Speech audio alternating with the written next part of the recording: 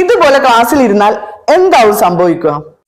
നിങ്ങൾ ഒരു ടീച്ചറാണോ എങ്കിൽ തീർച്ചയായും ഞാൻ ഈ പറയുന്ന കാര്യങ്ങൾ ഇനി നിങ്ങൾ ചെയ്യാൻ പാടില്ല.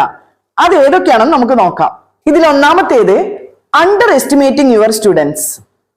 നിങ്ങൾ പുതിയ ടീച്ചർമാർ ഏതെങ്കിലും ഒരു കുട്ടിയോട് നിന്നെ കൊണ്ട് ഇത് ചെയ്യാൻ കഴിയില്ല എന്ന് പറയുന്നത് ശരിയാണോ? അപ്പൊ ആ കുട്ടി മോട്ടിവേറ്റ് ആകുമോ? ഇല്ല, ആ കുട്ടിക്ക് ഒരു മോട്ടിവേഷനും കിട്ടില്ല.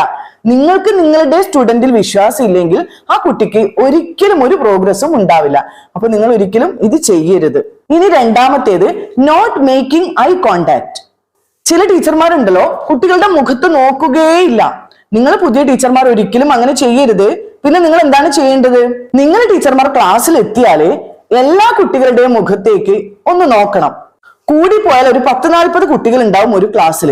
അപ്പൊ നിങ്ങൾ എല്ലാവരുടെയും മുഖത്തേക്ക് ഒന്ന് ജസ്റ്റ് ഒന്ന് നോക്കാൻ വേണ്ടിയിട്ട് ഒരു 2 മിനിറ്റ് സമയം എടുക്കുള്ളൂ.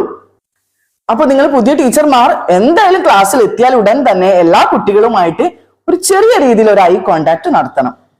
ഇനി മൂന്നാമത്തേത് giving wrong information when you don't know the answer.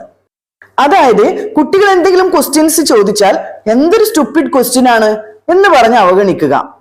അതുപോലെ റോങ് ഇൻഫർമേഷൻ എന്തെങ്കിലും കൊടുത്തിട്ട് കുട്ടികളുടെ ചോദ്യങ്ങളിൽ നിന്നും തൽക്കാലം രക്ഷപ്പെടുക. ഇതൊന്നും നിങ്ങൾ പുതിയ ടീച്ചർമാർ ഒരിക്കലും ചെയ്യരുത്. ഇനി നാലാമത്തേത് നോട്ട് വാക്കിംഗ് യുവർ ടോക്ക്.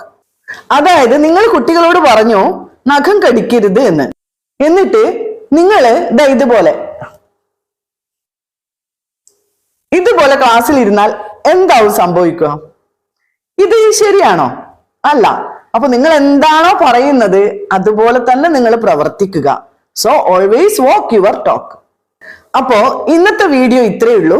പുതിയൊരു വീഡിയോയുമായി നമുക്ക് വീണ്ടും കാണാം.